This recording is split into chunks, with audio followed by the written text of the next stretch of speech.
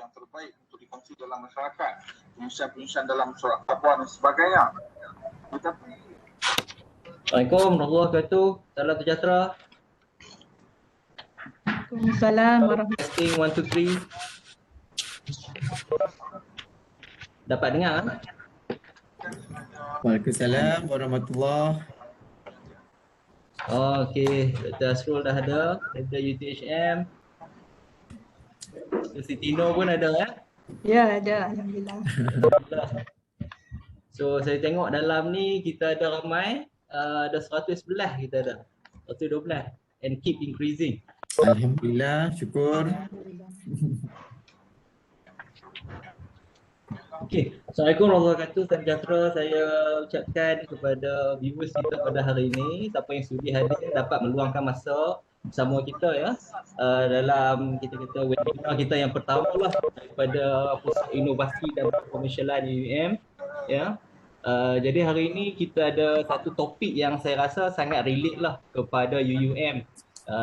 Saya pilih tajuk ni disebabkan kita merasakan bahawa 80% daripada staff akademik di UUM ini adalah social science dan 20% daripada staff adalah SNP ya, dan SNP kita di UUM ini kebanyakan dia adalah IT ya. Walaupun kita ada juga, saya rasa ada juga daripada universiti lain ya. Sebab kita ada war-warkan juga kepada universiti awam yang lain. Pagi tadi kita ada masuk dalam grup dan saya rasa mungkin ada juga daripada UTHM. Dr. Asrul sendiri mungkin dah propagate the information dan juga mungkin ada juga daripada universiti lain ya. Okey. Pertama saya nak ucapkan selamat datanglah kepada dua panel kita. Yang pertama kita ada Prof Madya Dr. Asrul Nasib Masrur ya, daripada Fakulti Pengurusan Teknologi dan Perniagaan UTHM. Dr. Asrul juga adalah timbalan dekan timbalan dekan bagi penyelidikan di Fakulti Pengurusan Teknologi dan Perniagaan ya. Kemudian kita ada seorang lagi panel iaitu Prof Madya Dr. Siti Nur Ismail daripada School of Education UUM ya. Prof Madya Dr. Siti Nur adalah sebenarnya kami pernah bergandingan lah dalam satu program di UUM juga. So Dr. Siti Nur sendiri adalah penerima grant PRGS tahun 2019 ya. So itu merupakan satu pencapaian yang saya rasa julung-julung kali lah bagi staff akademik yang backgroundnya adalah social science mendapat grant PRGS. So saya ucapkan tahniah kepada Dr. Sitino. So Dr. Asrul ni saya menyurut kembali lah, kita kenal awal lagi ya, sejak kita study di Brisbane dan sebagainya. Dr. Asrul ni memang ada produk dia sendiri. Dr. Asrul pun social science, actually in between lah. ya, social science juga, dan Dr. Asrul sendiri ada produknya sendiri, ya, iaitu performa.my dan mendapat liputan media, saya dimaklumkan. Ya, jadi kita nak melihat pada petang ni kita nak tengok bagaimana tips dan strategi bagaimana kita sekarang ni musim kita apply grant kan.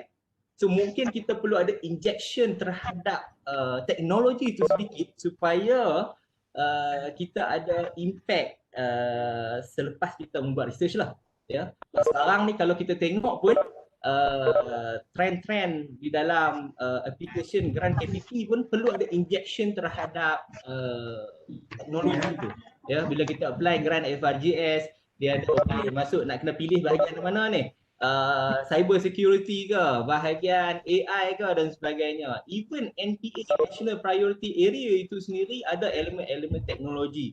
Jadi kita ni di UM mungkin kita tengok how we can support in terms of dari segi pengurusannya, how we can actually embrace the teknologi dari segi aspek pengurusan dan sebagainya lah, ya.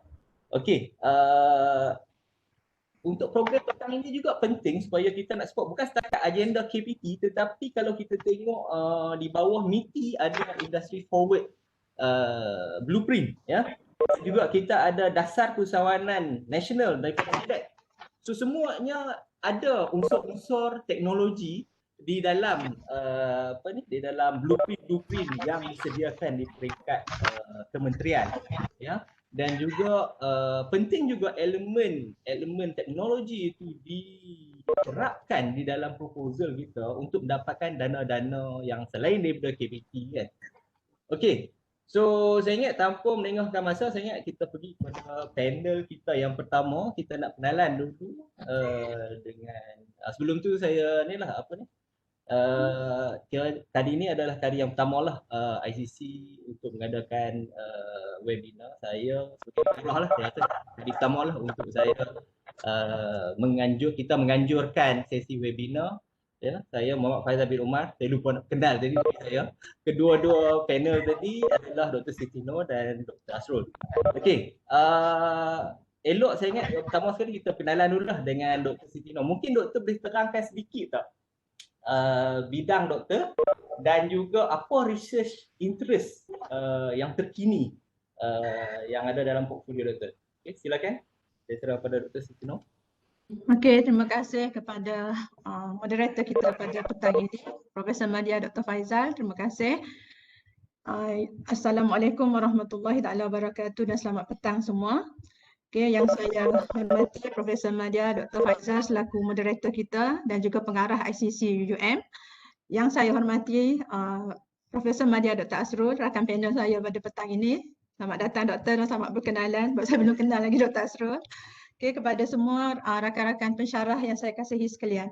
Alhamdulillah pada petang ini dapat kita bersama-sama untuk berkongsi pengalaman, sedikitlah pengalaman. Bukan kata saya ni memang bagus tak, kita cuba sharing bersama macam mana jenis untuk saya dapatkan grant tersebut. Okay, Alhamdulillah lah sebab diberikan peluang untuk berkongsi bersama-sama tuan-puan pada petang ini. Okay, jadi bidang saya, bidang kepakaran memang saya daripada pengurusan pendidikan. Bila sebut pada pengurusan pendidikan tu dia tak ada yang spesifik betul-betul. Janji variable tu terlibat dengan pengurusan pendidikan, so adalah research kita. Tapi fokus kepakaran utama saya adalah pengurusan kualiti dalam pendidikan. Jadi bila sebut pasal pengurusan kualiti, kualiti merentasi semua aspek. Sama ada pendidikan ataupun kepimpinan tahap pengurusan. Okay, kualiti dalam pendidikan tu luas. Tapi apa-apa dia basic adalah pengurusan kualiti dalam pendidikan. Itu adalah research interest saya. Okay. Saya rasa yang tu dulu lah untuk intro kan Dr. Faizal. Okay, terima kasih Dr. Siti. So berkaitan tentang pengurusan kualiti dalam pendidikan. So interesting, ya. Mungkin kat situ ada performance evaluation dan sebagainya lah, kan? Ya. Okay, Dr. Asrul. Mungkin boleh cerita sikit, mungkin kita dah kenal lama, tapi dari segi apa research terkini tu, mungkin saya pun tertanya-tanya juga. Apa research terkini dan juga research interest Dr. Asrul. Okay, boleh kita kongsi? Alright, auzubillahi minasyaitonirrajim. Bismillahirrahmanirrahim.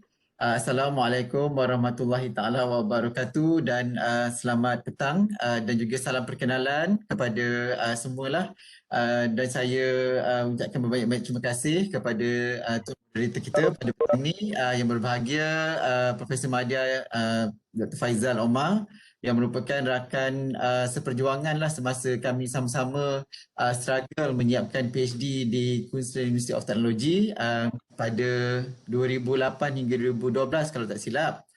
So maksudnya dah sekian lama lah ya. Dan saya juga mengucapkan salam perkenalan kepada PM Dr. Siti Noor. Terima kasih atas alu-aluan kehadiran saya dalam grup ini. Dan saya juga mengucapkan banyak terima kasihlah kepada pihak ICT di atas kepercayaan untuk menjemput saya bagi berkongsilah sedikit ilmu yang tak seberapa dan juga pengalaman yang sangat humble saya rasa yang kata baru last tahun jagung ya dalam apa orang kata aktiviti research yang melibatkan pembangunan produk. Okey, berbalik kepada soalan moderator kita berkaitan dengan saya punya research interest. Research interest saya adalah lebih kepada pengurusan pembinaan yang mana saya fokus kepada sistem perolehan pembinaan yang mengambil kira dari segi tendering, proses, mengambil kira daripada prestasi projek dan sebagainya. Jadi untuk saya punya current research interest, saya memang menumpukan kepada prestasi projek. Tetapi untuk era sekarang ini, kita cubalah untuk divertkan kepada green technology, sustainable development dan juga mengambil kira current era pandemik ini. Saya juga mengambil sedikit pendekatan yang menggunakan online basis ataupun kita menggunakan teknologi injection sedikit macam mana yang Dr. Faizal sebut tadi dalam pengurusan pembinaan projek. So kalau nak katakan saya ni lebih kepada teknologi, tidak sama sekali. Kalau nak kata saya ini lebih kepada engineering ataupun pencerahan juga tidak. Saya memang masih lagi berteraskan kepada sains sosial.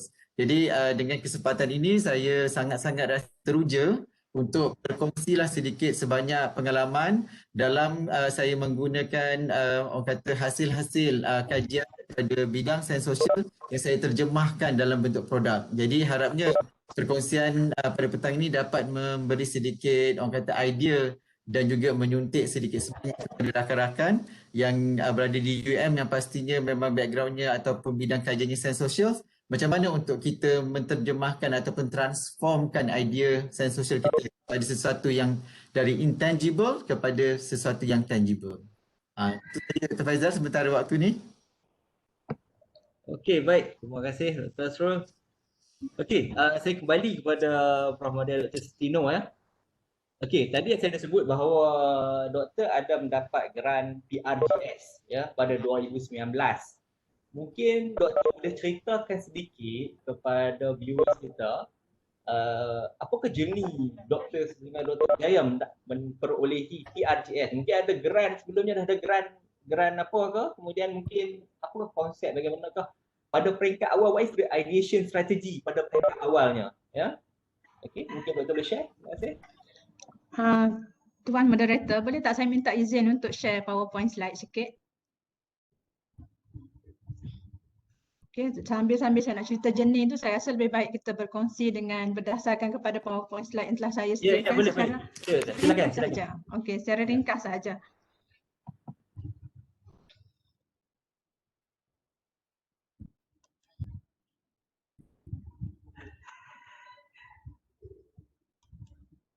Okey, tuan-puan semua boleh nampak tak PowerPoint slide ni?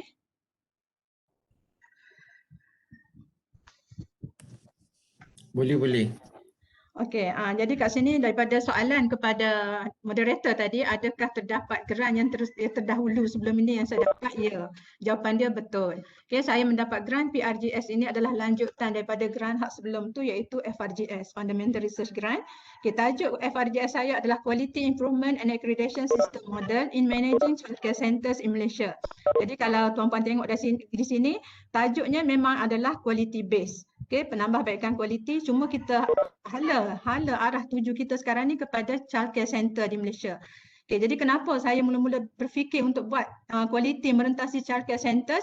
Sebab pada tahun 2015 memang banyak berlaku report di dada akhbar dalam berita-berita tentang penderaan kanak-kanak di Malaysia, banyak berlaku pada masa tu.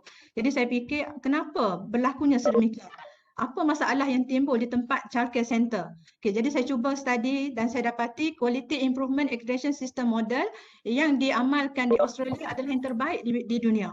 Memang diberi pengiktirafan. KIAS model diamalkan di Australia terbaik dunia. So saya kata why not saya kaji apa yang ada di dalam KIAS model dan saya bawa masuk ke Malaysia punya skop. Jadi dipendekkan cerita, kita dapat grant FRGS sejumlah 60,000. Okay, bila dah tamat FRGS, saya fikir balik, adakah dia stop setakat tu saja? Sedangkan daripada FRGS saya, memang saya boleh hasilkan produk dia adalah Malaysian KIAS model. Jadi base kepada instrumen KIAS model tadi, kita bawa base kepada budaya Malaysia kita, maka kita adaptasi kat situ dan kita buat kajian, hasilnya adalah Malaysian KIAS model. Daripada Malaysian KIAS model ni saya pun masuk dapatkan copyright daripada Perbadanan Harta Intelek Malaysia, MyIPO.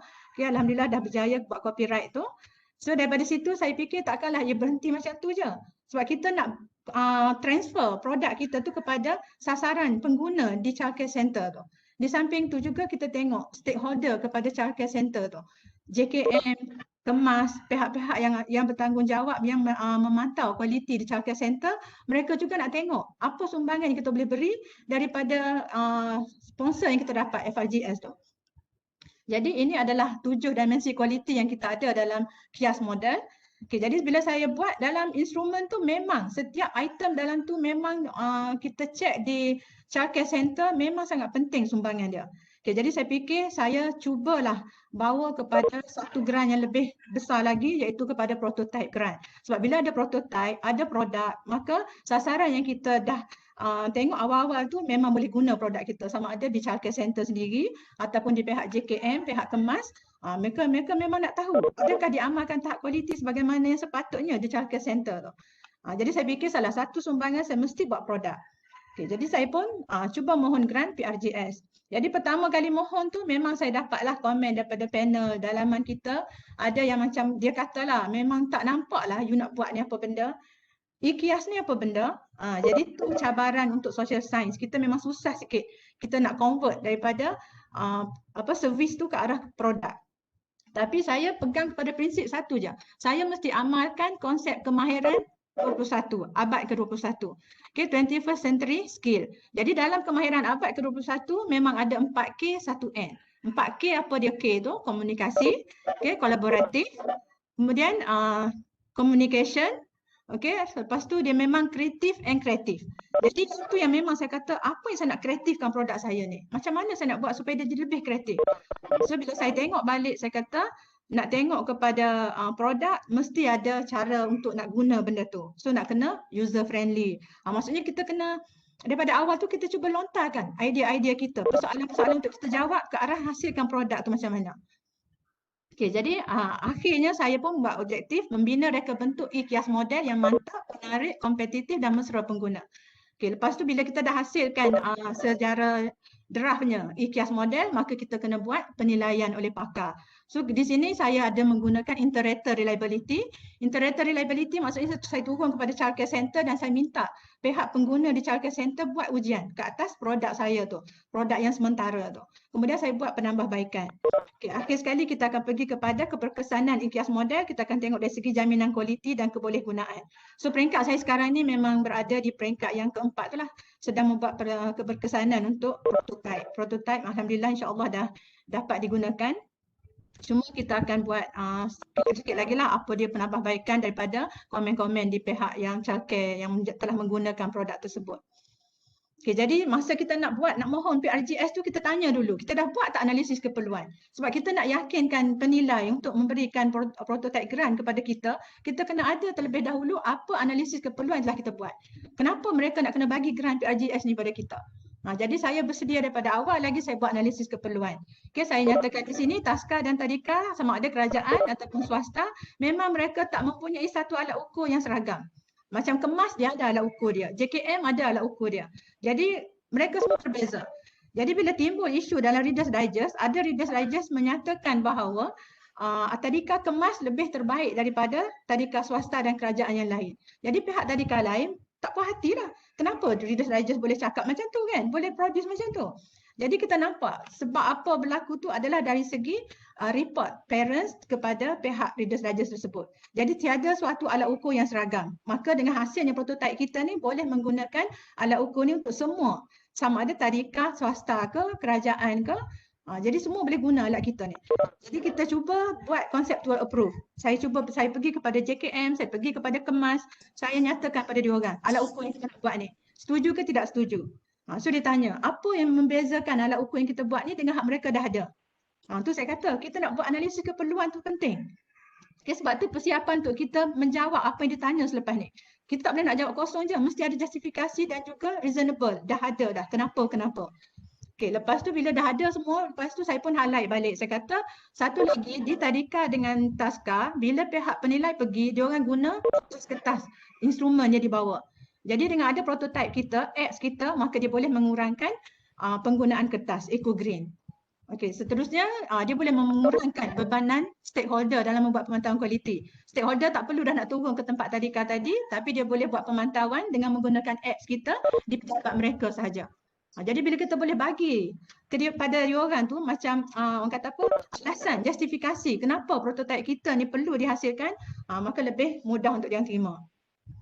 Okay, jadi kelebihan pun saya highlight. Apa kelebihan yang ada kat sini dengan kelebihan yang ada di pasaran. Sebab tu kita sekarang ni semua nak mohon grant FRGS ke, PRGS ke, kita dah kena buat analisis di pasaran terlebih dahulu. Apa yang dah ada, yang bersamaan dengan produk kita, maka kita kena elakkan. So kita kena bagi apa originality produk kita. Okay, jadi saya ni memang saya kata tiada satu produk pun di pasaran yang dapat mengukur tahap perkembangan pendidikan awal kanak-kanak yang seragam. Macam saya sebut tadi lah, Kemas dengan alat ukur dia, JKM dengan alat ukur dia. So kita hasilkan yang boleh cover semua tu. Okay, produk ni juga mempunyai kebolehpercayaan yang tinggi. Selain daripada kita buat analisis kepercayaan semasa grant FRGS, kita juga membuat inter-rater reliability. Okay, inter-rater reliability ni maksudnya kepercayaan yang dah ada dalam instrumen tu kita buat sekali lagi pengesahan pakar oleh orang yang mengguna, expert-expert yang ada di pendidikan awal kanak-kanak.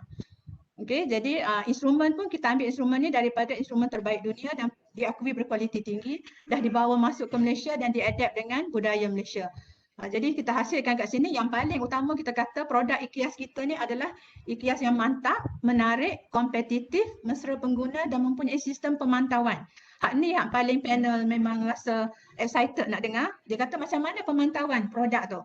Jadi saya kata kalau memang pihak JKM ke Kemas ke nak tahu tahap kualiti di childcare center dia orang tu macam mana, dia tak perlu turun lagi, dia orang just buka je apps kita, log in as apa dia. So dia log in as stakeholder dia. Kita adalah beberapa log in kat situ kan. Sama ada dari segi user ke, parents ke ataupun stakeholder. Dia boleh log in kat situ dan view tu berbeza lah.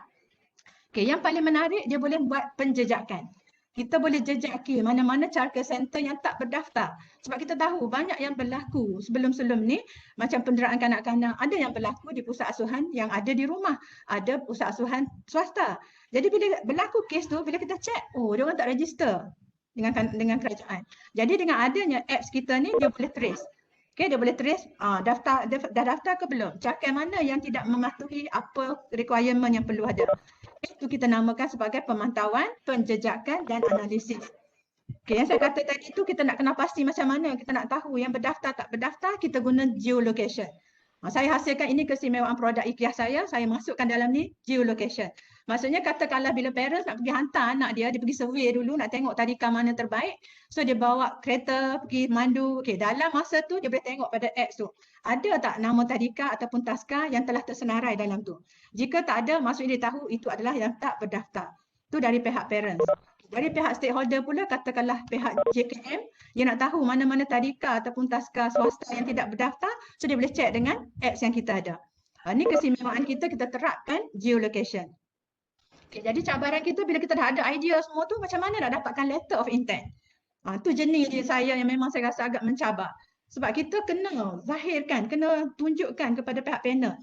Macam mana kita boleh dapatkan keyakinan dia orang tentang produk kita. Jadi salah satunya kita kepilkan bersama letter of intent. So kita kena dapatkan awal lah mana-mana syarikat atau organisasi ataupun childcare sendiri yang memang dah willing nak bekerjasama dengan kita, willing nak guna produk kita nanti. Okay, jadi di sini memang saya cuba secara awal tu kita dapat 4 company dan BIT company ni adalah suatu company besar berkaitan dengan telekomunikasi dan mereka sangat berpuas hati. Mereka kata sekiranya tak dapat, mereka nak beli produk kita. Okay, nampak tak bila kita dah boleh bagi keyakinan pada diorang tentang apa keistimewaan produk kita tu, maka dia orang memang berminat lah. Okay, jadi cabaran seterusnya adalah semasa pitching. Tu jenis yang paling saya tak boleh nak lupakan semasa pitching tu. Kita dia beri masa 20 minit saja untuk kita jual. Jual diri lah, jual produk kita. Macam mana orang nak kena bagi kat kita prototype grant tu.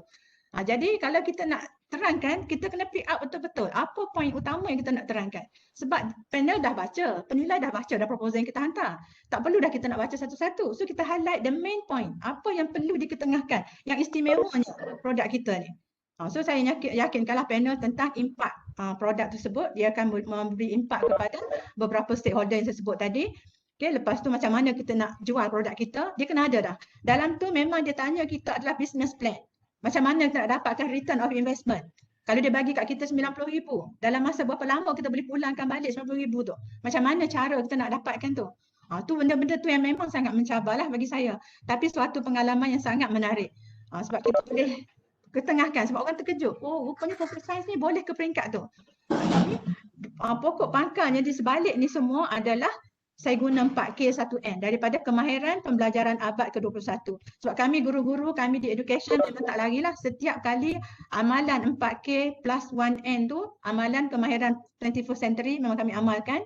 Jadi kat situ kita tengoklah. Bila kita ada critical thinking, ada creative thinking, kita mesti terapkan kemahiran celik digital. Kita kena relate dengan digital. Okay, jadi ni saya saja share lah ni. Ini adalah muka depan daripada IKIAS yang kita dah hasilkan, prototype yang kita hasilkan setakat ni. Akan ada penambahbaikan lagi. Cuma ni adalah muka depan dia saja. Kita akan bagi kat situ what is IKIAS, 7 dimension in IKIAS. Reflecting tu adalah jawapan. Bila pihak childcare center dia jawab, dia boleh reflect kat situ buat apa tahap amalan dia. Ni secara draft saja. Okay, nanti kita akan sharing lagi kalau diperlukan untuk produk yang telah siap nanti. Okay, jadi saya rasa setakat tu dululah daripada saya nak share jenis yang saya alami sementara dapat grant PRJS tu. Terima kasih, berbalik pada moderator semula. Okey, panjang lebar penerangan daripada Dr. Sitino. Tapi bagus kita dapat melihat kita nampak daripada satu model dan akhirnya dia menjadi satu interface. Itu yang kita nak. Tetapi okeylah sebab budaya itu masih kurang di peringkat terutama di UM kan. Kalau boleh saya tak nak pergi terlalu jauh sangat ke peringkat produk dan sebagainya. Mungkin di peringkat nak buat proposal FRGS for example. Okey. Kita tahu bahawa kita punya aim ialah kita nak keluarkan produk. Okey, kita nak keluarkan produk. Tetapi apakah fundamental elemen yang ada di dalam IKIAS tadi, dalam model IKIAS tadi? Mungkin doktor boleh share kat kita sikit apakah fundamental yang kita perlu inject di situ so that kita ada kesinambungan ke peringkat seterusnya. Macam apa yang doktor buat tadi elok sebab dia ada analisis keperluan yang kita nampak tadi kan. Mungkin boleh terang sikit dekat peringkat nak buat proposal FRGS tu. Idea tu macam dia macam mana? Ada keperluan tu, ada keperluan dan sebagainya. Ya, terima kasih. Ya, terima kasih moderator. Memang kan pada peringkat awal untuk buat fundamental research tu bukanlah sesenang yang kita anggapkan sebelum ni. Sebab ada orang kata fundamental research ni tak apa, dia fundamental je kan. Buat setakat tu je lah, hasilkan model. Tapi kalau kita fikir just on the surface macam tu, kita tak boleh nak pergi jauh daripada tu. Okay, jadi bagi saya untuk bina FRGS grant memanglah kita akan stop setakat model ataupun memang konsep. Tetapi kita kena tengok bila kita ada letter of intent macam saya sebut tadi, orang tengok dah keperluan yang perlu ada masa kita nak buat fundamental research dan kita boleh bawa seterusnya. Kalau kita tak nampak, kita setakat basic sahaja, so kita just stop setakat fundamental research. Jadi pada peringkat awal nak bina, nak initiate proposal tu, why not kita tanya dulu kepada diri kita dalam buat proposal tu. Apa problem of the statement? Masalah apa yang berlaku kita nak buat kajian tersebut?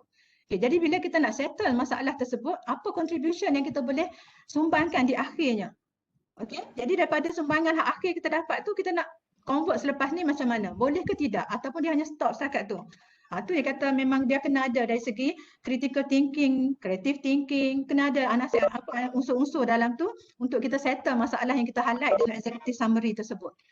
Okay, daripada situlah kita terapkan digital tu supaya dia boleh proceed kepada PRGS seterusnya. Okay, itulah saja daripada saya, Tuan Moderator. Okey, sedikit saja saya nak tanya. Cabaran. Okay. Apakah cabaran bagi penyelidik sains sosial untuk kita embrace ataupun kita adapt teknologi di dalam proposal kita? Ada cabaran dan juga mungkin peluang. Mungkin Dr. boleh share sikit? Okay, cabaran tu memang ada. Tak dapat dinafikan. Sebab kita social science, kalau macam kami lah, kami di education, tak banyak sangatlah terdedah dengan teknologi-teknologi canggih tu. Sekadar untuk penggunaan online learning dalam pendidikan tu biasalah dalam kelas pengajaran tu kan. So tapi bila sekarang ni, bila kita nak buat berkaitan dengan research grant, something yang memang boleh bagi impak yang besar. Sebab kita ingat bila kita mohon grant, kita guna duit rakyat. So kita nak pulangkan balik apa yang kita dapat tu kepada rakyat. Adakah boleh digunakan dengan sebaik mungkin? Macam mana bentuk pemindahan yang kita nak sertakan tu? Okay, jadi kat sini saya nampak cabaran dia memang kita nak kena banyakkan pengetahuan tentang teknologi. Pada peringkat awal pun saya bermasalah jugalah sebab kita faham lain. Dari segi orang education dia faham lain. Kita cakap kita nak buat ni menerapkan teknologi ni. Tapi bila kita bincang dengan kawan kita yang memang basic teknologi, dia tak nampak. Kami tak nampak dia, dia tak nampak kami. Dia kata ibarat macam you duk meraba-raba, kami duk meraba-raba di bumi. Jadi jumpa sampah tolak, jumpa sampah tolak. You kat atas you tengok nampak nak yang mudah tu je, nampak dah cantik. Tapi dari segi apps kat dalam tu kami yang dapat. Jadi macam susah nak mesh jugalah. Jadi di situ perlunya kita ada asas basic untuk teknologi bila kita nak relatekan dengan kemahiran teknologi tu. Okay. Maksudnya walaupun kita penyelidik sains sosial, kita perlu ada basic untuk mungkin basic of IT itulah, macam sistem development macam mana nak start, macam itulah. Bukan kita yang buat technical, tetapi at least we have some basic idea lah kan. So itu yang penting. Okey, satu lagi saya nak tanya Doktor. Ada tak dalam team research sama ada FRGS ataupun PRGS itu SNT? Ya, saya ada seorang salah satu rakan research saya, iaitu Dr. Idiawati daripada SMTC. Yang tu yang kami duduk bila bercakap, bila berbincang, memang kita kena fikir lama. Kita cakap, kita rasa dia faham. Tapi kita tak faham apa maksud kita dan kita tak faham apa maksud dia. Jadi ambil masa beberapa kali untuk ulang bersama, baru jelas, baru nampak. Even kami nak bagi pada IT developer pun, kami kena tunjuk betul-betul. Kami yang kena design semua. Lepas tu macam bila fikir balik, kenapa nak hantar kat IT developer, dah kita yang buat semua macam ni. Dah cakapnya teknikal dengan konseptual tu memang sangat berbeza. Kita social science ni seolah-olah kita banyak kepada basically lah, konsep lah kan. Tapi dia orang untuk IT tu lebih kepada technically ya. Okay. Jadi gabungan bersama tu sangat penting lah untuk kita hasilkan prototype grant. Ya, okey. Terima kasih Dr. Sutino. Panjang. Saya minta maaf pada Dr. Asrul tunggu lama tu dekat Selatan tu. Okey, Dr. Asrul. Doktor boleh cerita sikit, share dengan kita sikit produk doktor macam mana? Adakah dia bermula daripada research ke ataupun macam mana? Mungkin what is your journey to generate this idea of performa.my? Okey, baik, sebelum tu izinkan saya menjual ke memberi serangkap pantun dulu, boleh Dr. Faizal? Ya, sila amboi. Orang kata orang Johor ni dia suka berpantun kan, jadi kita mulakan dengan pantun dululah. So pantunnya tapi still bahasa utara. Pimai-pimai burung kenari, terbang bersatu berselang-seli, performa.my nama diberi, cuba membantu tingkat prestasi. Itulah nama dia punya tujuan ya. Tujuan apa orang kata pembangunan performa.my tadi tu. Okey, jadi untuk saya bercerita macam tadi Dr. Faizal kata dia punya perjalanan journey-nya, izinkan saya untuk saya share sikitlah saya punya slides. Untuk saya memudahkanlah lagi lah kita punya perkongsian pada petang ni insya-Allah. Boleh Dr. Faizal? Someone took my photo secretly and I was scared. Have you been in this kind of conversation?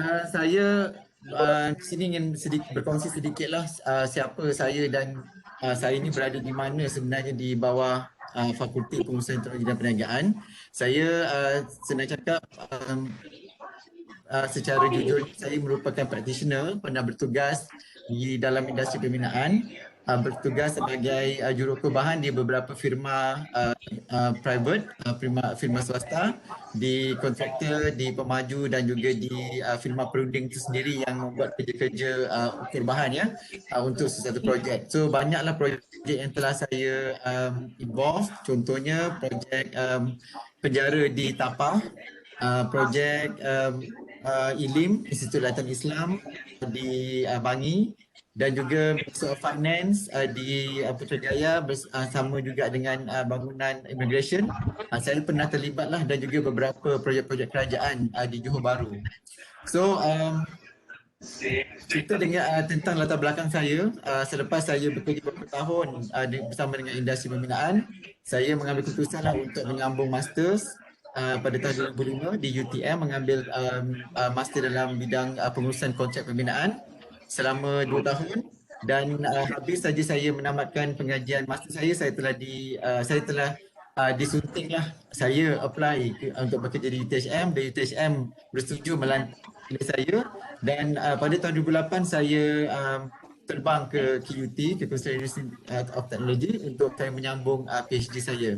So PhD saya lebih kepada macam tadi Dr. Siti lebih kepada orang kata measure quality. Saya rasa tidak jauhlah jarak ataupun perbezaan di antara apa yang Dr. Siti buat, konsepnya sama dengan apa yang saya buat, cuma konteks subjeknya adalah berbeza. Yang mana saya ni lebih melihat kepada projek performance yang mengambil kira subjective measurements, iaitu menggunakan kaedah pengukuran satisfaction ataupun kepuasan yang berdasarkan kepada kontraktor. So seperti semua tuan-tuan ataupun rakan-rakan pendidik semua sedia maklum, dalam satu pembinaan kita melibatkan stakeholders yang terdiri daripada pelbagai pihak, contohnya klien, kita ada perunding, contoh arkitek, engineer dan sebagainya.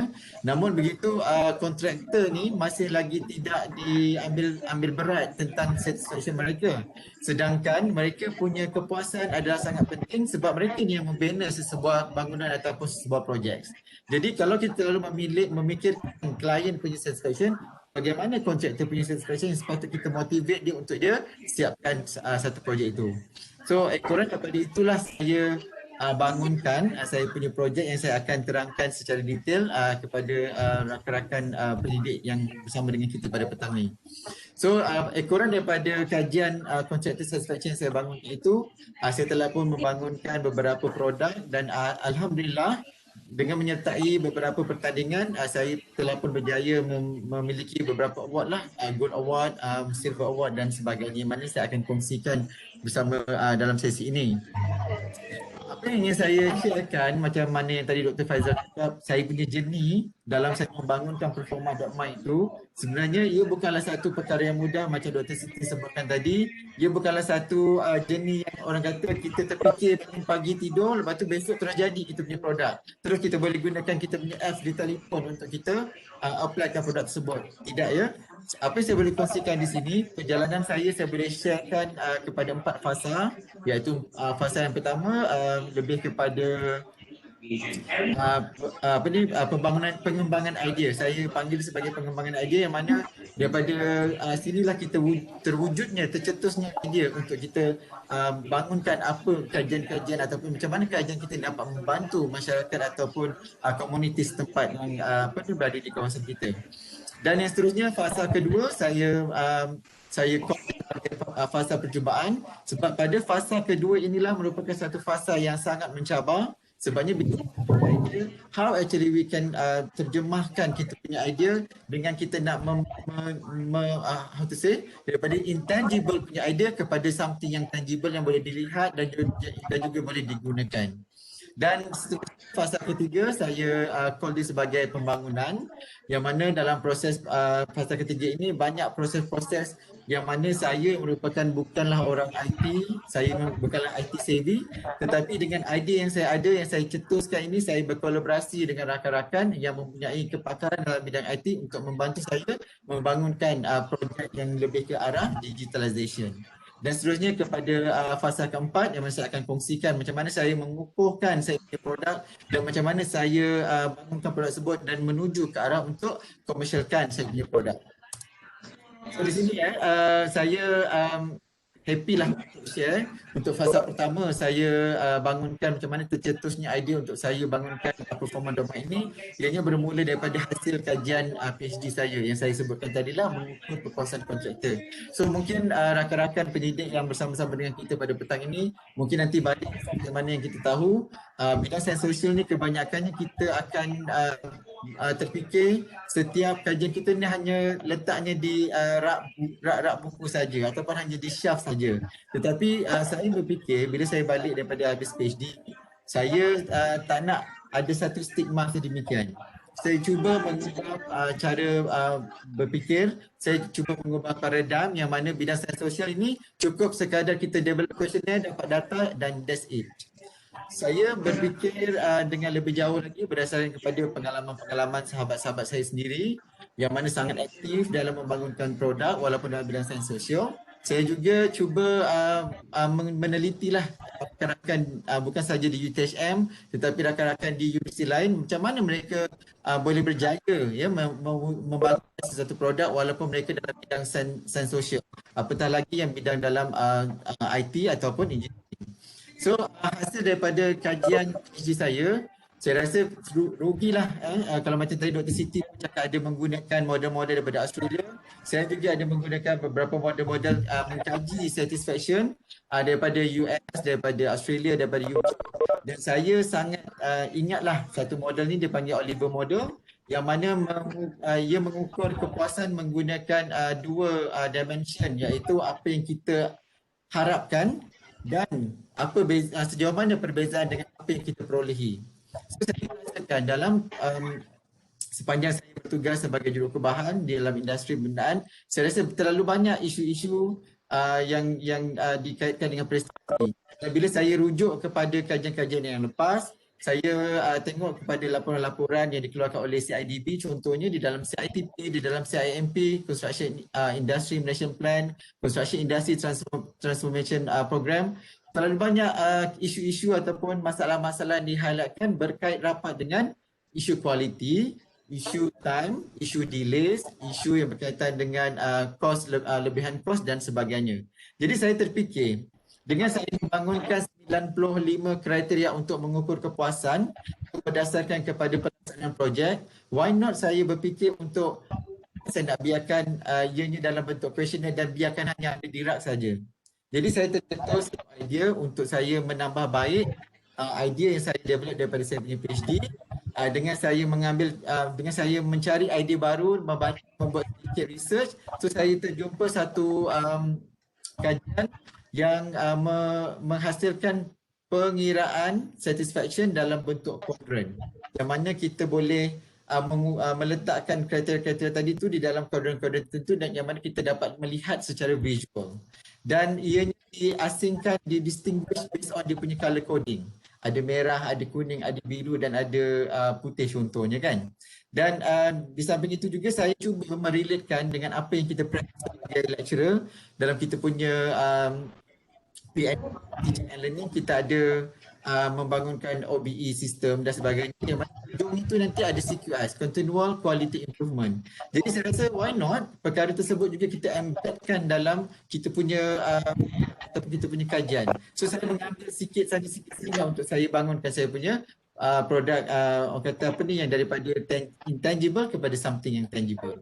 So saya juga bersetuju dengan Dr. Siti tadilah, yang mana produk Dr. Siti juga mengambil kira isu eco green yang mana daripada kita menggunakan kertas. Saya rasa why not kita boleh bangunkan satu sistem yang menggunakan apps yang tidak perlulah kontraktor ke klien ke perlu mengeluarkan kajian-kajian ataupun perlu mengeluarkan analisis yang menggunakan kertas. Jadinya dengan menggunakan apps ini kita dapat menjimatkan isu berkaitan dengan environment dan juga sustainable. Okay. Itu saya punya fasa pertama lah, macam mana saya tercetusnya idea untuk membangunkan produk-produk daripada sains sosial kepada something yang berteraskan digital. Alright. So dalam fasa yang kedua ni saya panggil dia sebagai fasa percubaan sebab bila saya dah dapat idea, saya dah tahu nak buat apa dan sebagainya, saya cuba membentuk saya punya tim ya, macam Dr. Siti tadi kata, ada melibatkan sahabat-sahabat researcher daripada fakulti IT. Dengan saya, yang mana saya menjemput rakan-rakan di fakulti lain yang mempunyai background engineering dan juga mempunyai background science komputer. So saya ingat lagi saya menjemput Dr. Azhar Samsudin dan juga Dr. Ridwan untuk bersama-sama dengan saya, di samping juga rakan-rakan saya yang dalam bidang construction management. So bila terbentuknya satu grup yang multidisciplinary ini daripada bidang ilmu ataupun disiplin ilmu yang berbeza, saya rasa the integration tu menguatkan lagi kita punya idea daripada satu kepala saya tadi tu. Bila saya dah combinekan lebih kurang dalam 7 orang, saya rasa saya dapat satu hasil produk sangat-sangat baik dan juga saya nampak, oh okey, idea saya yang sekarang macam ni rupanya bila ada orang IT masuk, orang engineering masuk, nampak okey, alright. So kita dah boleh kembangkan idea tersebut untuk menjadi sesuatu yang lebih menarik. So kurang daripada itu, saya orang kata nama pun tempoh percubaan, saya telah pun mencubalah untuk menulis ataupun menghasilkan satu application untuk saya dapatkan grant yang dipanggil sebagai multiple disciplinary research grant yang ianya di-offer oleh pihak ICC, if I'm not mistaken, internal di dalam UTHM. So saya kuatkan semangat. Saya discuss dengan kawan-kawan saya, boleh nak submit kita punya research application. Dia kata kita submit saja, ada rezeki ada, tak ada nak buat macam mana, kita cuba lagi. Alhamdulillah, percubaan pertama saya dengan mengambil kira multidisciplinary punya perspektif, saya punya tim berjaya memperoleh 50,000 untuk saya bangunkan saya punya produk tadi. Teman-teman rakan-rakan pendidik semua yang berada dalam kita punya sesi pada petang ni, sebenarnya pada peringkat ini saya hanya membangunkan framework saja. Tak ada pun produk. Saya hanya bangunkan framework, idea saya. Macam tadi Dr. Faizal kata macam mana ideation tu sebagainya, saya hanya lakar-lakarkan dan saya explain kepada rakan saya di IT fakulti. So, Dr. Azhar pun bagi tahu kat saya kata, Dr. Azhar boleh tak kalau saya nak buat something yang macam intelligent, AI ke apa, dia kata, Asrul, jangan ambitious sangat, dia kata. So kita buat computerized analysis pun dah cukup. Itu dah menyumbang besar dah kepada kita punya bidang. So saya dengan adanya framework tersebut, saya pun menyertailah memberanikan diri menyertai R&I competition yang dianjurkan oleh UTHM pada 2015 di bawah kategori product innovation, dan alhamdulillah saya punya tim berjaya memperoleh emas. Ya. Dan dengan apa saya sangat happy nak share di sini, dengan idea tersebut, kemenangan tersebut dan dengan grant tersebut, saya berjaya menjalin rapat hubungan UTHM dengan Queensland University of Technology, yang mana saya menjemput Profesor Martin Skidmore, saya punya supervisor dulu masa PhD, untuk menjadi ahli dalam saya punya research grant tadi. So dengan itu saya nampak dia mengukuhkan lagi kita punya idea tadi daripada yang something yang sangat orang kata sukar nak lihat kepada dah something daripada framework. Now saya nak terangkan. Okey, ini antara gambar lah saya perolehi. Kalau rakan-rakan semua boleh nampak dekat belakang ni, ini framework yang saya bangunkan. Very simple tetapi ianya sangat orang kata ada meaningful lah kepada bidang construction management. Alright, so sebenarnya fasa ketiga, bila saya dah ada tim yang sangat kuat, saya pun dah masuk dalam R&I, saya berjaya memperolehi beberapa memperolehi goal, menguatkan semangat saya untuk saya kata okey, saya nak bekerja dengan lebih keras untuk saya bangunkan saya punya produk. So saya mendapat nasihat, advice daripada rakan-rakan yang mana kita tak payah nak pecah kepala fikir, yang mana kita boleh lantik IT professional, IT developer professional untuk bantu kita bangunkan kita punya sistem dengan menggunakan duit grant tadi. So saya allocate some money untuk saya serahkan ataupun saya bayar kepada IT developer macam tadi Dr. Siti buat. Saya rasa proses yang sama. So cuma saya bagi idea dekat dia. Saya kata nak prosesnya begini. Lepas saya nak bila keluar bila kita dah klik saya keluar dalam bentuk quadrant analysis. Ada 4 warna yang berbeza menunjukkan ruangan mana ataupun aktiviti mana yang sangat kritikal. So daripada itu kontraktor ataupun klien dapat mengenal pasti apa aktiviti-aktiviti yang perlu ditambah baik pada bulan seterusnya. So dengan idea tersebut dan saya punya IT developer mampu membangunkan satu produk yang dipanggil Comma pada ketika itu pada 2017 kalau tak silap saya. So dengan adanya idea produk Comma, ini produk pertama saya menyertai R&I Icon 2017 yang dianjurkan oleh UiTM Terengganu, berjaya memperoleh emas, dan saya juga terpilih oleh UTHM untuk mewakili ITEX 2018 dan pada masa ini saya rasa saya jumpa Dr. Faizal pada pertandingan tersebut di mana KLCC dan alhamdulillah saya memperoleh perak, ITEX memperoleh perak.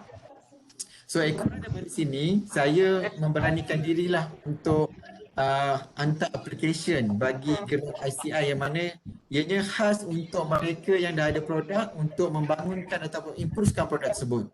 Okey, grant ini memang diberikan kepada penyidik yang telah mempunyai grant yang mungkin dia punya TRL telah sampai 4 dan ke atas.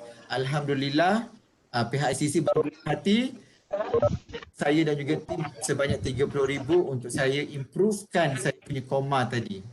Untuk makluman rakan-rakan semua, koma ni bila saya present depan ICC untuk saya fightkan grant 30,000, saya diketawakan jugalah sebabnya ada yang berpendapat saya punya produk ni macam sekolah tadika sebab warna-warna tu nampak tak menarik. Sebabnya bila saya present macam Siti cakap tadi, bila kita daripada sains sosial kita punya fahaman lain. Bila kita present depan orang engineering ataupun present depan sahabat kita daripada IT, mereka punya pandangan berbeza ya. Jadi bila saya present, saya rasa macam dah cukup hebat dah tu saya punya produk.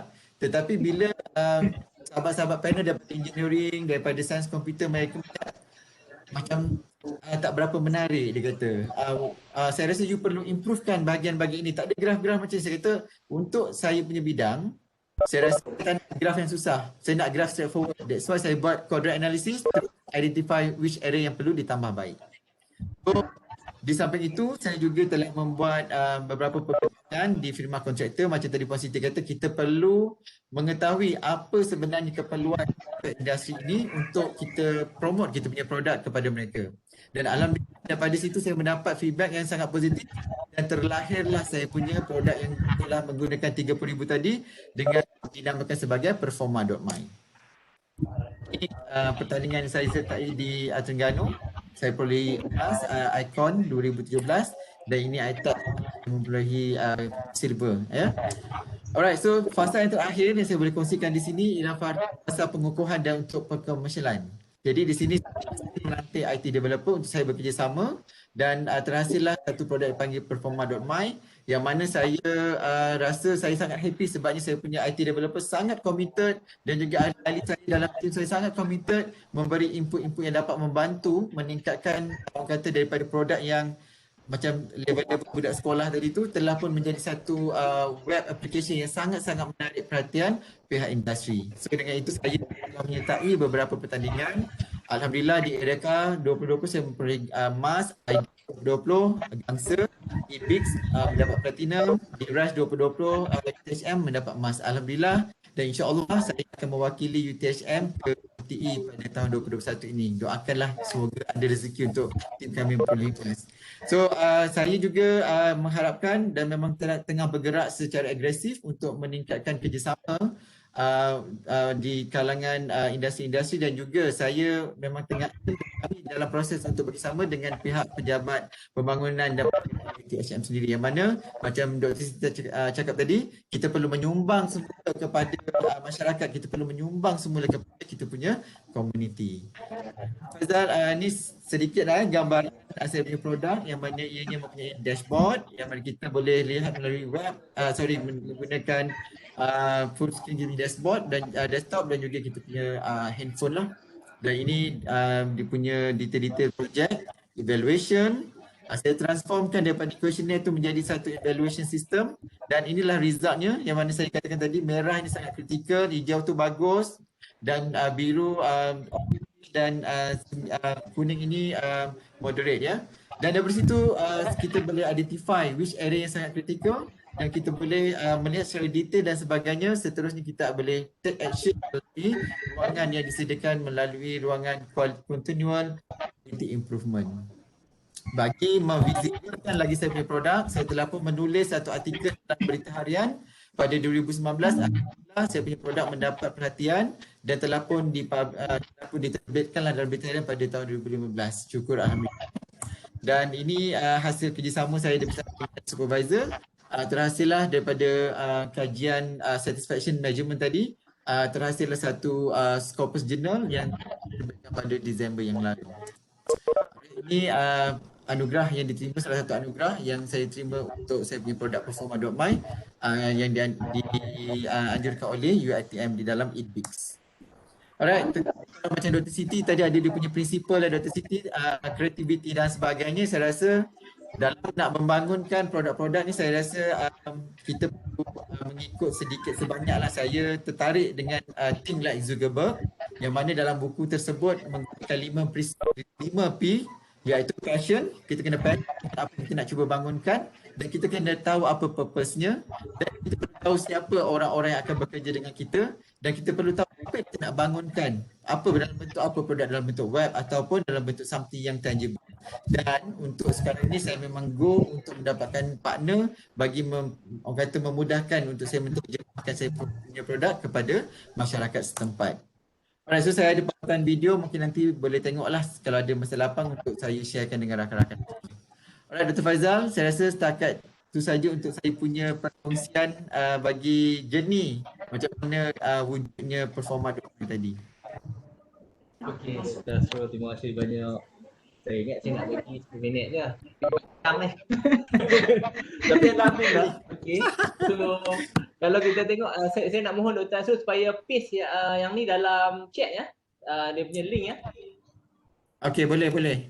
Okey, so saya nak merumuskan sikit apa yang Dr. Asrul sampaikan tadi, panjang lebar ya. Kalau kita tengok apa yang Dr. Asrul cakap dari mula sampai habis. Ada a few keywords kat situ yang kita perlu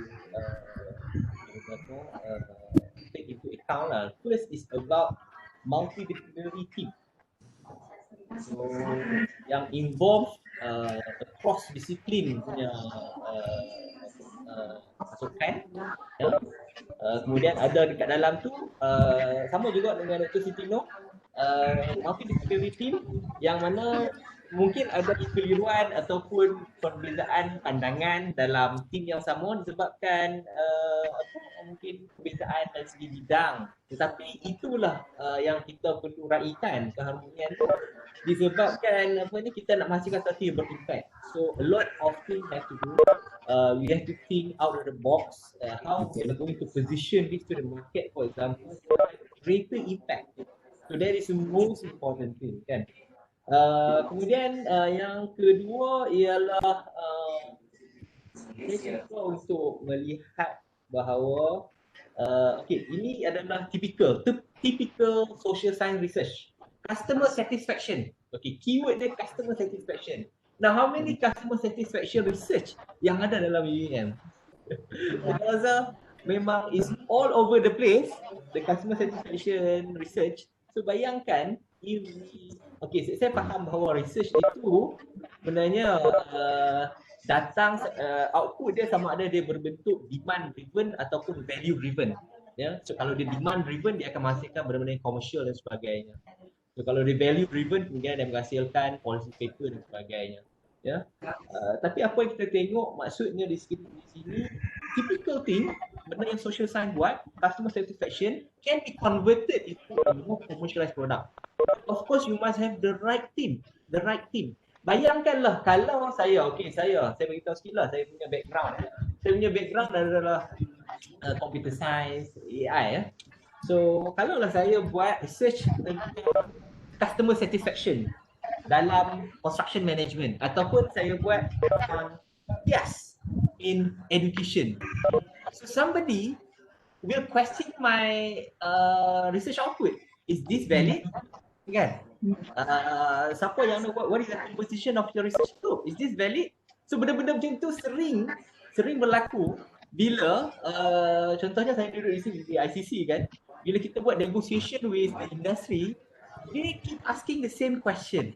Okay, your background, the composition of a research group is this. But you don't have the expertise in the background. You don't have the expertise in, for example, I don't know, maybe in sociology, psychology, or whatnot. Yeah. So the research output will be questioned. So before we go to market, so all this compliance, I would say compliance, not really that compliance, but some sort of like compliance. Before we go to market, we need to cater this thing, whether it has been validated by third party or not. Kan? So benda-benda itu adalah penting lah bagi saya. Ya. Okey, itu kelebihan penyelidik sains sosial lah. So don't be orang kata apa, rasa rendah diri dan sebagainya, sebab benda ni tak ada. The content goes to social science. The content goes to social science. But the technology goes to, I mean the enabler is from the science and technology. Ya. Okey, saya pergi kepada Dr. Siti Noh. Ya. Okey, kalau daripada audiens UUM mungkin ada yang pernah mendengar Prof Haim, ya. Baru-baru ni ada Prof Haim buat quite a lot of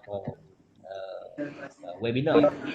So dalam ucapan Prof Haim beliau menyatakan bahawa menekankan perlunya penyelidikan itu tidak hanya terhenti kepada penerbitan, tetapi ianya perlu diteruskan ke peringkat seterusnya, iaitu knowledge transfer and technology transfer.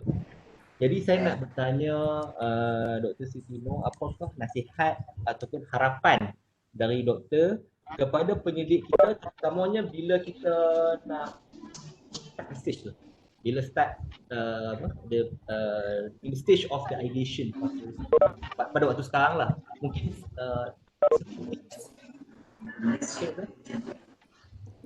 Okay, terima kasih Dr. Faizal. Okay, saya memang sangat menyokong apa yang dikatakan oleh Prof. Dr. Haim kita. Memang kita seboleh-bolehnya kita panjangkanlah lagi kepada knowledge transfer ataupun memang teknologi transfer. Sebab kalau macam Dr. Asrul cakap tadi, kita tak naklah memang benda tu duduk di rak macam tu, ataupun kalau kita publish Scopus Journal sekalipun tak ramai dalam kalangan rakyat Malaysia yang membaca Scopus Journal tu. Jadi memang kita kata apa yang kita boleh buat.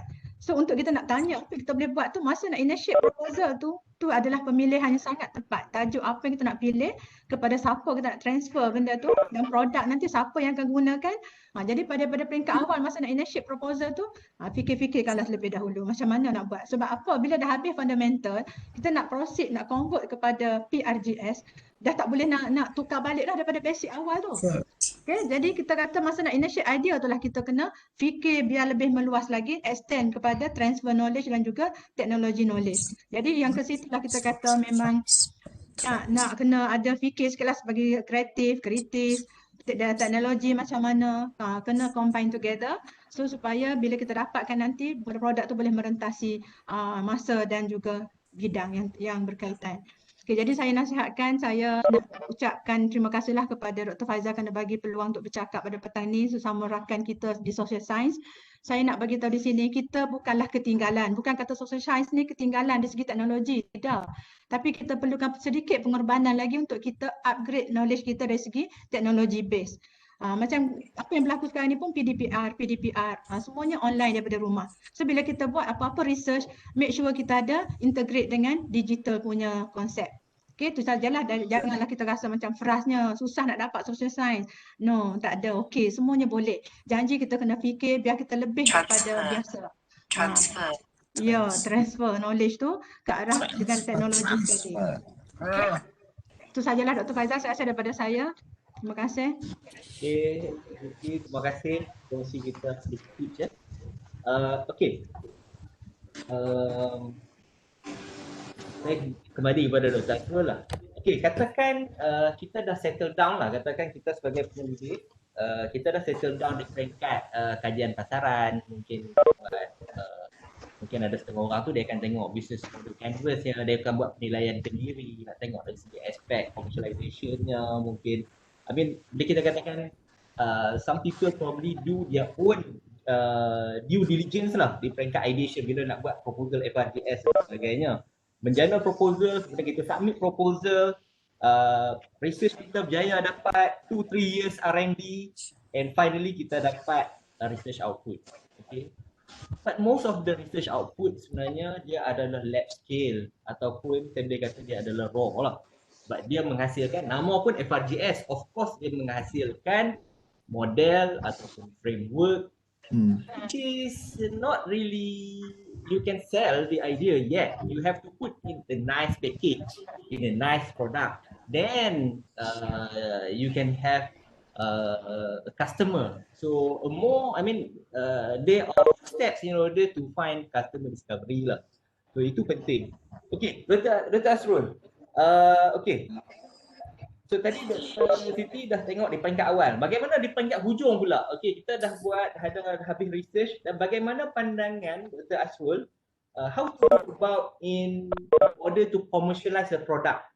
Mungkin saya nak minta pandangan Dr. Asrul untuk bagi kita sedikit tip untuk tadi kita tengok sedikit tip tapi mungkin in general apa tip untuk commercialize produk dan juga apa praktis di UTHM. Mungkin boleh kongsi sedikit dengan kita di UUM dan di universiti lain.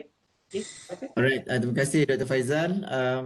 Soalan yang inilah sangat menarik lah Macam tadi Dr. Siti ceritakan dari segi fundamentalnya. Jadi bila kita dah wujudkan satu output ataupun satu outcome dalam bentuk produk ataupun dalam bentuk something yang dapat dilihat dan dapat digunakan. So macam mana pula kita nak commercialkan benda tu kepada kita punya target target user dan juga kita punya potential buyer.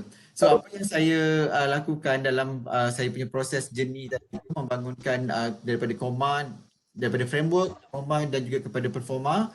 Saya ni sejenis yang orang kata hati kering jugalah dan juga orang kata muka tembok juga. Sebabnya saya ni menggunakan saya punya alumni yang mana bekerja dengan industri pembinaan. Saya jenis yang macam hantar je dekat diorang ni WhatsApp yang berkaitan dengan saya punya produk.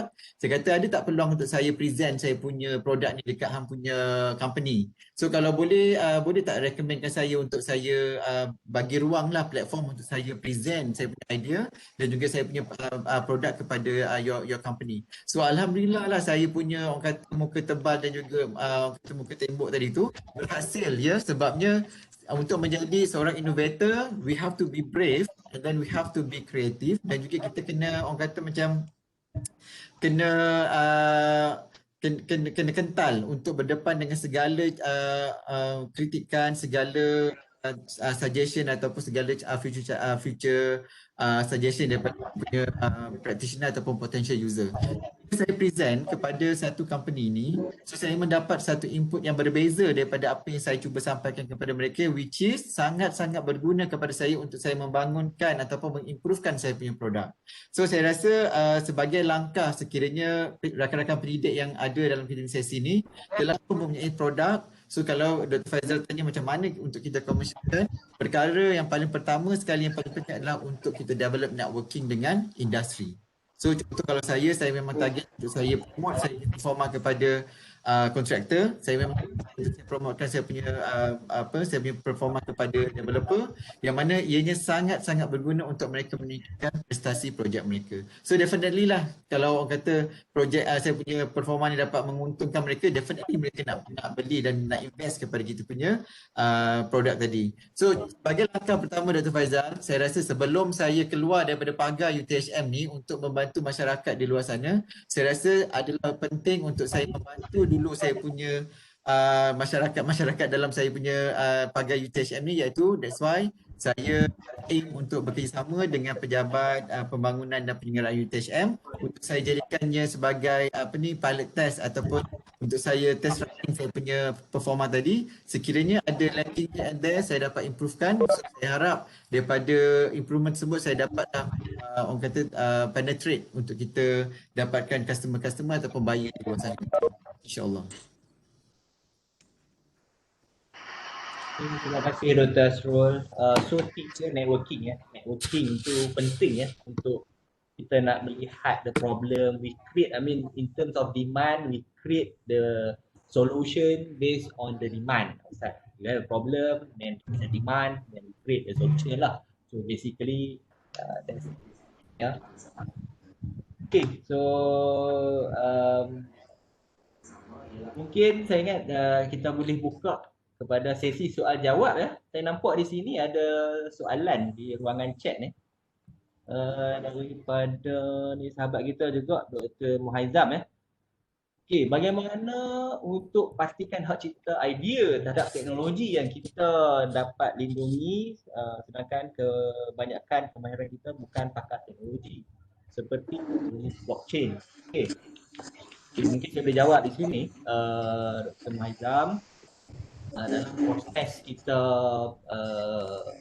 melaksanakan research and development ya, dalam research and development suddenly kita menghasilkan sesuatu yang kita nampak berharga. Kita sebenarnya as researcher we see this as the model or the what we call a prototype model. Kita nampak dia mempunyai suatu potential. Bila kita nampak suatu potential itu, kemungkinan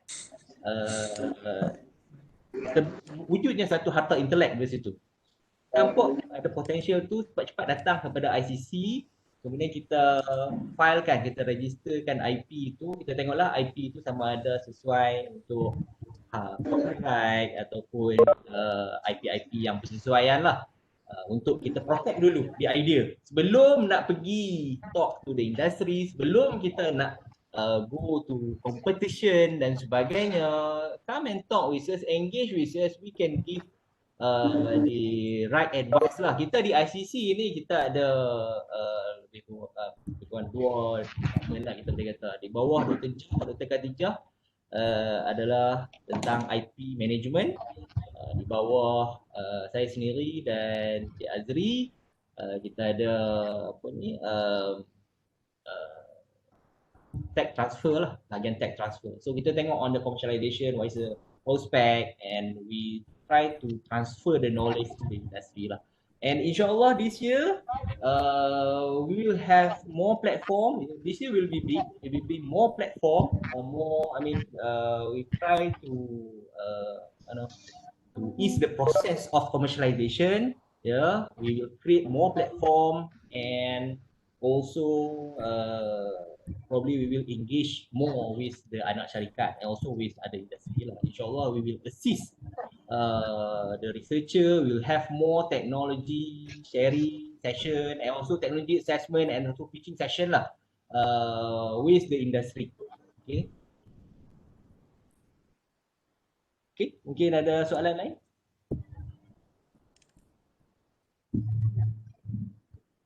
Oh, okay. Dr. Muaizam bangkitkan tentang ada orang mungkin akan pertikaikan sebab, contoh saya buat tentang apps tentang, macam saya cakap lah, apps tentang psikologi or something like that. Tapi bidang saya bukan psikologi. Of course orang akan pertikaikan. That's why it is important to add in your research team people from that particular field. Then perlu somebody yang ada kat situ, contoh ambil somebody from SOC ke ataupun SMPC ke ataupun Skimper, and then be part of the team. And when you go to the industry, supposed to be, there's no question on that lah in terms of the validity. Yeah. Okay, kita juga ada, kalau tengok dekat situ, kita juga ada every Tuesday, ni kelas ni lah. Setiap Selasa, every Tuesday we have IP clinic, IP and commercialization clinic. So please engage with us. We will give you the right advice lah. Yeah. Okay, ada soalan lagi? Mungkin boleh tanya kepada panel-panel. Ini moderator yang jawab.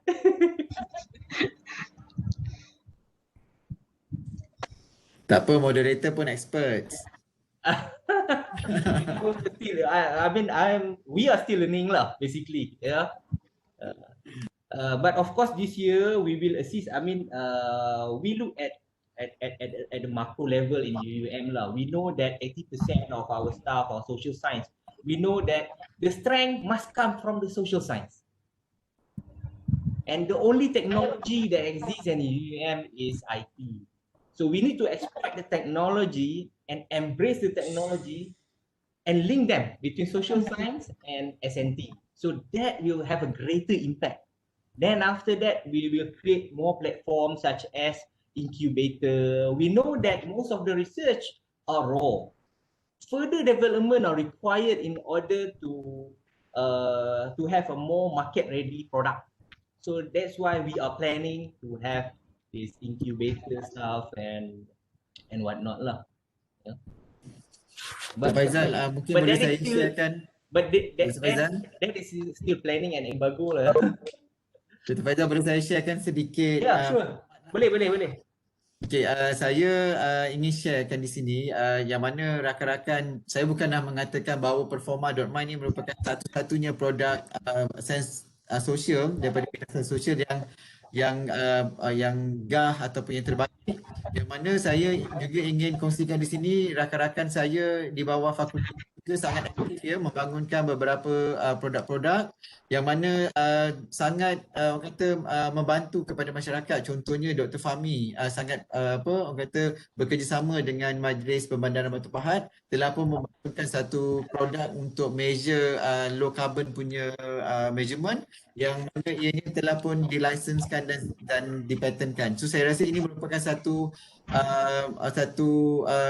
aktiviti atau satu inisiatif yang sangat baik yang mungkin boleh kita contoh bersama. Walaupun kita dalam bidang sains sosial, yang macam mana Dr. Siti cakap tadi, kita bukanlah ketinggalan.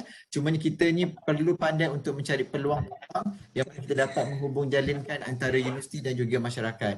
So, dan ada juga rakan saya yang penyidik di fakulti ini juga membangunkan satu produk yang dinamakan DANCE, yang mana untuk make entrepreneurship punya level, yang mana mungkin kita dengar ianya sedikit awkward dan macam unusual, tetapi produk tersebut telah pun berjaya mendapat pengiktirafan bukan sahaja di dalam lokal tetapi juga di peringkat international. So that apa yang saya ingin sarankan di sini kepada penyidik-penyidik dalam bidang sains sosial ni, kita kena tahu apa kekuatan kita dan kita kena combine ataupun integrate dengan kekuatan rakan-rakan kita yang lain dalam kita membangunkan satu produk yang betul-betul orang kata yang betul-betul mempunyai nilai market ataupun nilai pasaran yang sangat tinggi, insya-Allah. Okay, ada soalan lagi? Dr. Asrul register IP under kategori apa ni? Sorry? Ada register IP tak untuk copyright ke apa ke? Ada copyright? Okay, saya dalam proses untuk Forma memang ada copyright, dan untuk performa ni saya dalam proses untuk apply patent. Saya akan bincang dengan pihak ICC lah, yang mana di sini saya nyatakan yang mana pihak ICC di UTHM saya rasa pun sama juga di UAM yang sangat agresif dan sangat supportive kepada semua researcher yang mana berminat untuk mendengarkan dia punya kajian-kajian sama ada dalam bentuk framework dan sebagainya.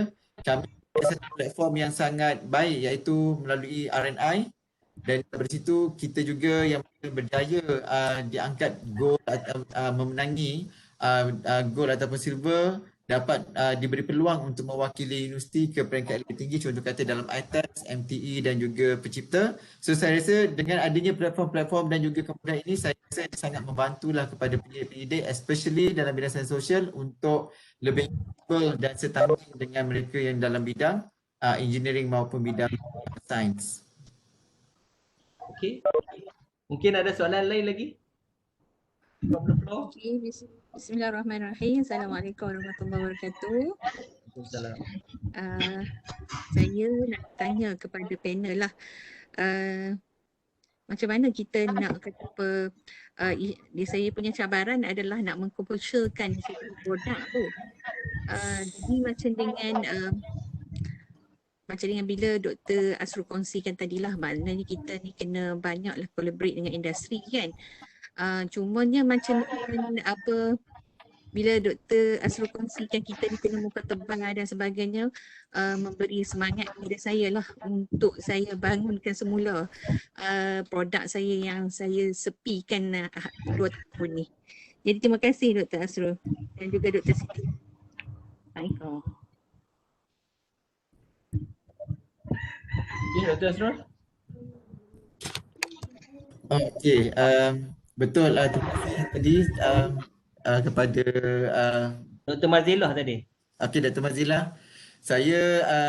Saya menggunakan orang kata apa tadi, pendekatan atau word yang orang kata sangat biasalah kita gunakan kan. Kita nak pergi sesuatu, nak dapatkan sesuatu, kadang memang kita kena tekan muka, memang kita kena pekatkan telinga, memang kita kena double triple up kita punya efforts ni untuk kita dapatkan sesuatu, untuk kita orang kata nak dapatkan bantuan dari segi dana, untuk dapatkan bantuan dari segi untuk collaboration dan sebagainya. Bukan mudah untuk kita dapatkan kepercayaan daripada orang industri, sebab industri akan kata kita ni penyelidik shot sendiri. Saya pernah yang mana kadang kita present ataupun kita melontarkan idea kita, kadang mereka kata apa yang cuba you nak selesaikan, sebabnya tak nampak memenuhi kepada keperluan masa.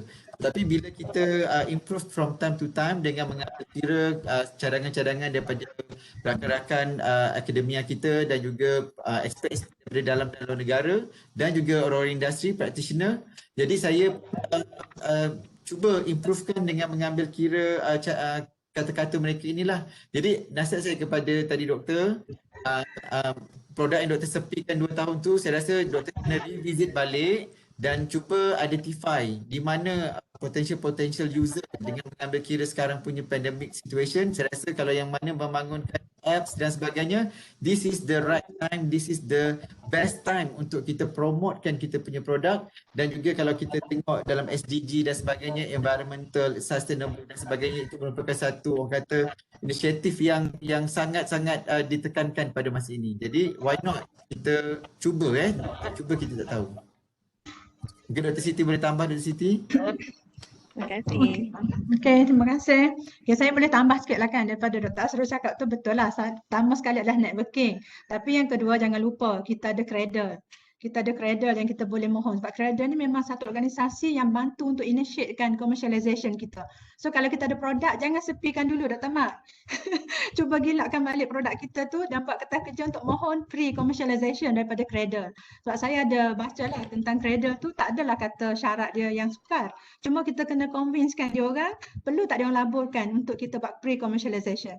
Once dah mantap pre-commercialization, so kita ada dengan Musti untuk commercialization kan. Itu adalah langkah-langkah seterusnya yang kita boleh fikirkan lah. Jadi sekarang ni untuk nak pre-commercialization tu, kita ada Cradle selain daripada networking industry. Tapi memang tak dapat dinafikan Dr. Asrul, betul. Networking industry tu memang memegang peranan. Even dia bagi pada permulaan 30,000 pun kita dah boleh set up banyak benda dah. Okey, jadi saya sangat menyokonglah apa yang dinyatakan oleh panel Dr. Asrul. Okey, Dr. Mar, jangan sepikan lagi alat tu, produk tu dah ada. Boleh gilak balik. Okey, terima kasih. Terima kasih. Okey, saya nak tambah sikit daripada Dr. Asrul dan Dr. Siti ya. Okey, sebenarnya salah satu kelebihan untuk kita buat banyak innovation ni ialah apabila ke fasa seterusnya iaitu pre-commercialization, terdapat satu landscape of funding which is very unknown to all of us. Sebabnya yang boleh dapatkan funding pre-commercialization is company. For example, Cradle Fund. Okay, mungkin agak asing di UUM sebab kita tak ada Cradle Fund. Mungkin MDEC ada Digital Content Fund dan sebagainya. Ya, mungkin ada CRES, mungkin ada MTDC. Dan juga banyak lagi funding yang berbentuk pre-com, tetapi yang boleh apply adalah company. So that's why di bawah ICC untuk tahun ni insya-Allah kita akan sediakan this platform. Maksudnya kita minta supaya anak syarikat yang akan apply lah, of course dia perlu ada access to the IP. The basic is IP. Kalau kita tak register IP, then how come we're going to apply for this pre-com grant? So bagi yang berminat tu mungkin boleh tengok-tengok, reki-reki dulu website-website Cradle dan sebagainya. Bila nampak ada potential, you would like to apply for the product and so on, just engage us. Kita di ICC kita akan pergi from school to school to explain about IP and also for tech transfer. And then we also inject the element of the pre-com grant as well. So we will explain what is the strategy and how going to engage. And what is the best approach in order for the tech transfer and commercialization lah. Of course, we understand that researcher is actually not a businessman. Researcher is always a researcher. But how are we going to assist them to ensure that product goes to market? So we have that. We have all the strategies. Engage with us. Yang tu saya simpan untuk next nanti untuk pergi ke school-school nanti. Yeah. So please bear with us. Okay, so is there any question anymore? Any question? Ada soalan from the floor? Saya ingat panjang dah tu. Saya pun ada next meeting. Ni kalau ada tak ada satu ni. Mungkin kata-kata akhir ya. Mungkin kata-kata akhir Dr. Asrul. Ni ada satu soalan ni, mungkin kita boleh raikan kot Boleh Ya. saya tahu apakah Okay. atau bagaimanakah penglibatan ITSM dalam membantu dalam publicity untuk mengkomersialkan produk yang telah dihasilkan. Okey, saya rasa dalam kita nak mempromosikan memang ICC banyak memainkan peranan dan juga banyak membantulah researcher-researcher especially di UTHM dengan saya rasa dengan saya punya TNCPI pun sekarang ni memang dia punya aim adalah untuk gempur industri, yang mana di peringkat fakulti kami Timbalan Dekan Research dan Innovation ini digegar untuk membentuk ataupun mengemas atau menstrukturkan semula kita punya focus group dan juga Center of Research. So alhamdulillah setakat ini kita telah pun menambah baik Center of Research yang ada dan juga focus group yang ada supaya ianya selari dengan apa yang telah pun ditetapkan niche area bagi setiap universiti. Contoh di UTHM sendiri kita ada Sustainable Technology dan juga Transportation. So setiap research yang kita jalankan perlulah mengarah ke bidang tujar research yang telah ditetapkan, but not necessarily lah, tetapi ianya digalakkan untuk kita mengarah ke bidang tujar yang telah ditetapkan oleh pihak KPT. Dan saya nampak pihak TNCPI, RMC dan juga ICC telah memainkan peranan masing-masing. Namun begitu, sebagai penyelidik sendiri, saya rasa perlulah kita ni sendiri berani ya untuk kita membangunkan produk kita, membuat publicity di dalam media-media ataupun di peringkat di media sosial maupun di media cetak dengan menghantar saja kita punya sedikit write up. Itu yang saya punya pengalaman. Saya buat sedikit write up dan juga gambar, saya terangkan apa sebenarnya produk tersebut dan alhamdulillah ada satu ruangan yang mana untuk kita punya inovasi dalam kalangan pendidik di universiti telah pun diberi kepada saya untuk saya war-warkan saya punya produk. So saya harap pendidik-pendidik di dalam kita punya sesi ini dapat mengambil pendekatan yang sama. Jangan rasa takut, jangan rasa gusar, jangan rasa risau untuk orang takut copycat kita punya idea. That's why macam Dr. Faizal dan Dr. Si cakap tadi, perlu kita buat IP dulu sebelum kita menguar-warkan kita punya produk di luar sana. Okay, pandangan Dr. Faizal? Harap menjawab Dr. Nurli Kamis punya soalan. Mungkin Dr. Asrul kata-kata akhir. 1 or 2 words. Alright. Okay.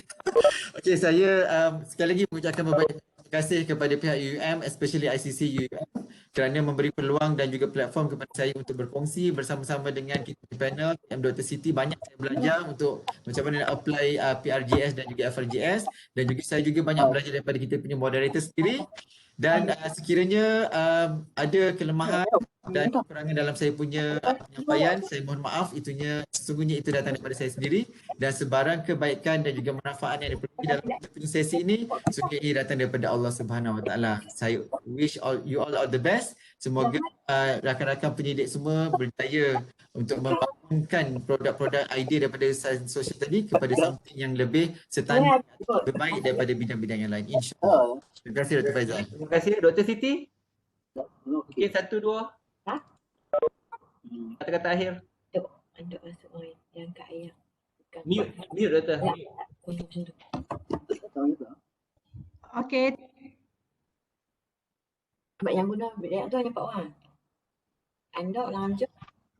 Terima kasih Dr. Faizal. Saya ambil peluang ini untuk mengucapkan juga terima kasih, tahniah kepada pihak ICC kerana berjaya menganjurkan majlis pada petang ni. Memang sangat menarik tajuk ini, dan saya dapati ianya memang boleh bagi passion lah kepada semua sahabat-sahabat yang nak menjayakan produk untuk social science. So nasihat saya kepada kawan-kawan sekali lagi, please strategize, jangan putus asa. InsyaAllah kita boleh maju bersama-sama. Terima kasih. Sekian. Assalamualaikum. Okey, terima kasih kepada kedua-dua panel. Banyak yang kita belajar pada sesi ini. Sebelum tu saya nak mohon supaya semua buka kamera, kita nak snap sikit picture.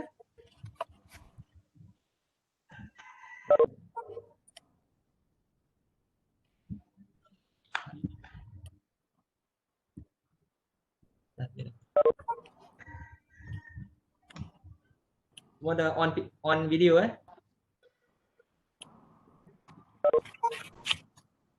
Okay, 1, 2, 3.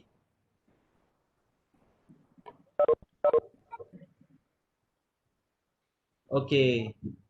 Okay, baik. Terima kasih semua. Assalamualaikum warahmatullahi wabarakatuh. Sampai kita jumpa lagi di lain sesi. Terima kasih. Thank you very much. Thank you very much. Sebelum tu kita akan share attendance. Kita akan share attendance ya, bagi siapa yang tak sempat.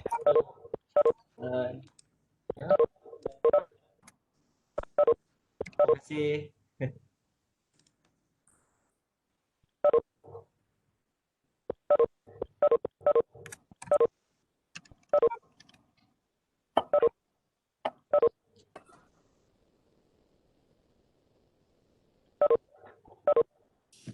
Dr. Faizal, terima kasih banyak. Dr. Siti, terima kasih kepada semua-semua yang join kita. Terima kasih banyak-banyak. Semoga semuanya diberi rezeki untuk membangunkan yang terbaiklah insya-Allah. Dr. Faizal, macam mana ya nak dapat link untuk tengok balik video ni sebab saya tak sempat lah tengok daripada awal. Okey, nanti kita akan letak dalam Facebook kita. Facebook ICC ya. Okey, terima kasih. Recording session. Okey, terima kasih.